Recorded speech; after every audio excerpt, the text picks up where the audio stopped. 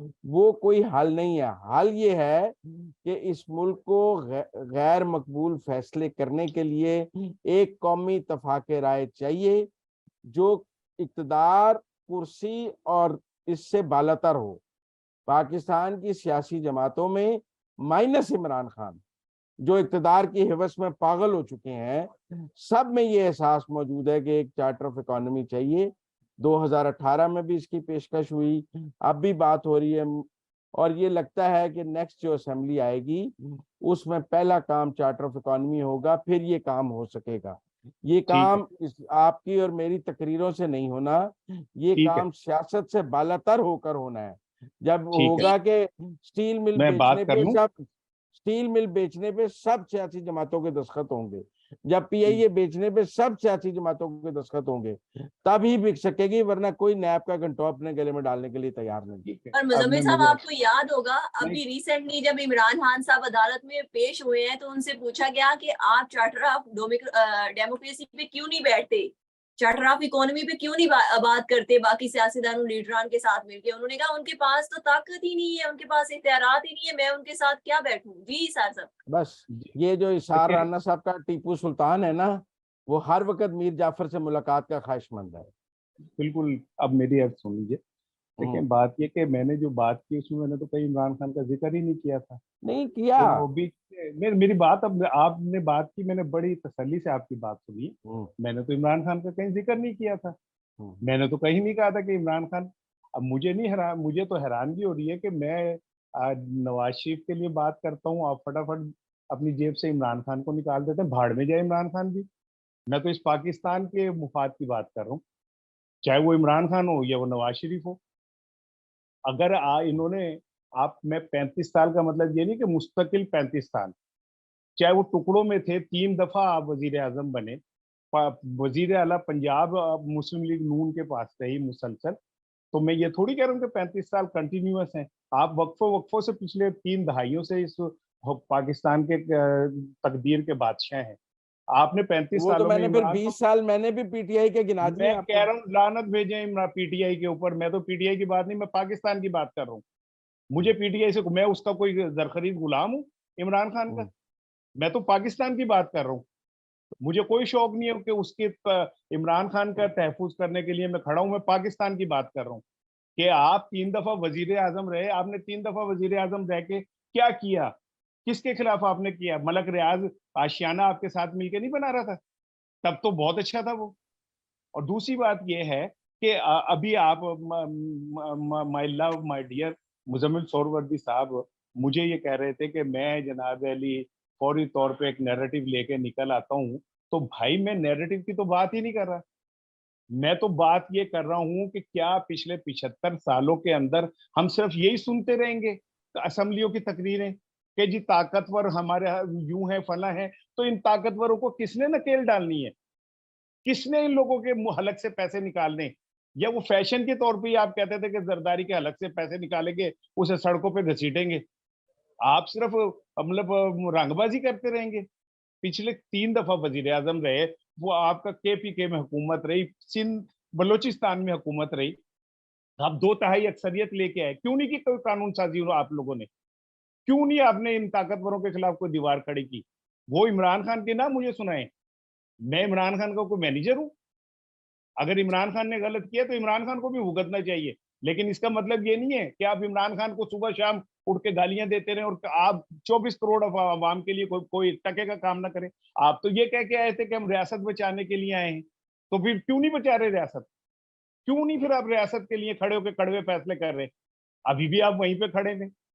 तो मैं ये, मेरे भाई मुजम्मिल साहब, मैं आपको एक गलत फहमी दूर कर लेनी चाहिए कि मैं इमरान खान का कोई पेड मुलाजिम नहीं हूँ। मैं एक आजाद सहाफी हूँ, जो बात सही समझता हूँ वो कहूंगा। कि अगर आप इतने ही, अब वो तो चले, वो था क्या कहते हैं, जो किसकी कह रहे थे आप, तो ये तो बहुत मोहम्मद बिन कासिम है ना। इन्होंने तो कई दफा पाकिस्तान और को फतह किया हुआ है ना।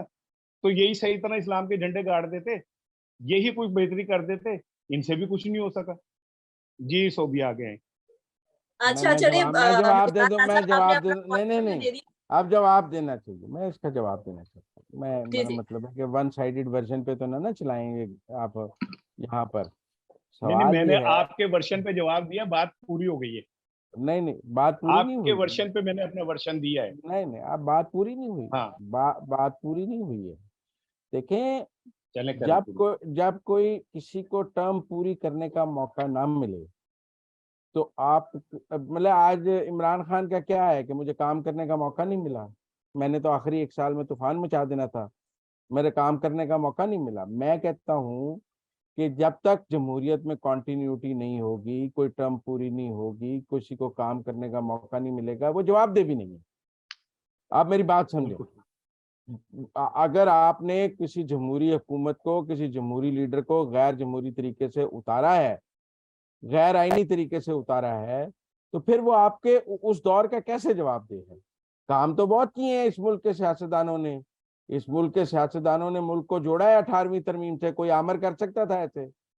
इस मुल्क के सियासतदान, जब भी इस मुल्क से आमरीत गई है, अंधेरों में डूबा हुआ पाकिस्तान देकर गई है सियासतदानों को।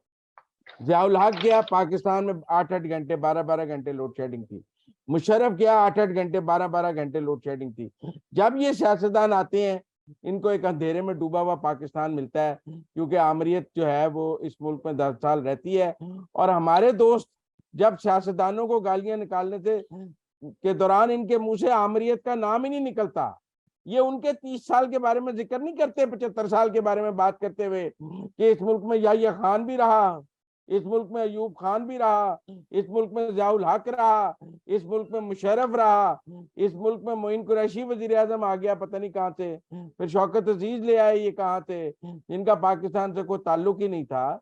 तो उन 30 सालों को माइनस करके जो टुकड़ियों में आए, और जब उनको लाया जाता है तो बिठाते साथ ही निकालने की तैयारी शुरू कर देते हैं कि उन्हें कटना ठीक किवें। है, बड़ी अब अच्छा मुझे मुजम्मिल और साहब इस उसके आसिफ बाद प्रोग्राम और का वक्त उसके खत्म हो रहा बाद है, मुझे भी दे दे 2 मिनट। और उसके बाद आप जैसे दानिश्वर उन पे तबर्रे भी करते हैं। मुझे 2 ठीक है मिनट ना? मुझे भी दे दें, प्रोग्राम का वक्त खत्म हो हाँ रहा है, 2 मिनट दे दें मुझे भी। मुझे हाँ जी, पता है देख कि लें। ये अंदर की बात मुजम्मिल के साथ है, तो बाहर की बात इसाराना के साथ भी थोड़ी सी सुन लें। करें ठीक है ना? जी। कि जी बात जी ये है कि हम इन इलेक्टेड लोगों को पे तबर्रा क्यों भेजते हैं, मैं आप आज आपको बताता हूँ। क्योंकि हम इन्हें वोट देते हैं, हम इन्हें वोट देके, इनके नारे लगा के, पोस्टर लगा के, बैनर लगा के लेके आते हैं। इन्हें इस उम्मीद पे लेके आते हैं कि इन्होंने हमारे मसाइल हल करने। हमें आमिरों से कोई मतलब नहीं है, हम इन्हें क्यों वोट दे नहीं के है? लेके आते हैं। वो डंडे से ठीक आते है हैं, ना? उनके डंडे का खौफ है, अब मुंह मेरी से बात उनका सुने नाम नहीं दें। निकलता जब आपका। जब आप जब बोलते आप हैं ना, मैं उनके भी नहीं उनके बोलता। डंडे के नहीं, खौफ से उनका नाम नहीं निकलता आपके मुंह से। मैं आपकी बात के बीच में नहीं बोलता। आज हम्म। अगर हम लोग ये बात कर रहे हैं ना, तो बहुत सारे दानिश्वर अपने मुंह लपेट के छुप चुके हुए हैं। इशारा ने अभी भी बात कर रहा है और खुल के बात कर रहा है।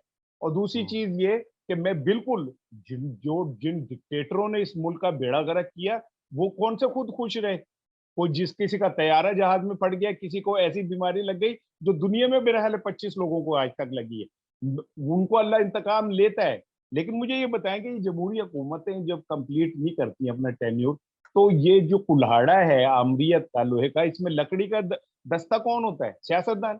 नवाज शरीफ का काला कोट पहन के यूसुफ रजा गिलानी के खिलाफ अदालत में पेश नहीं हुए थे?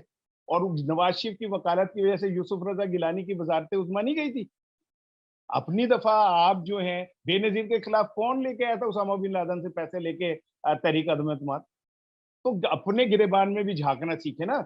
ये इस मत ऐसा कहें कौन कि लेके हमें को आया, मतलब ये भी मैं बता दें अब आप। नहीं अब इशार राना साहब सबको ये नहीं पता है, बताएंगे। सबको पता नहीं है, नहीं, और सबको इशार पता है राना कि साहब किसने उसामा बिन लादेन से पैसे लेके बेनजीर के खिलाफ अदम एतमाद लाया। कौन मैं काला कोट पहन के यूसुफ रजा गिलानी के खिलाफ और फिर जब यूसुफ रजा गिलानी को हटा दिया गया तो तकरीर की।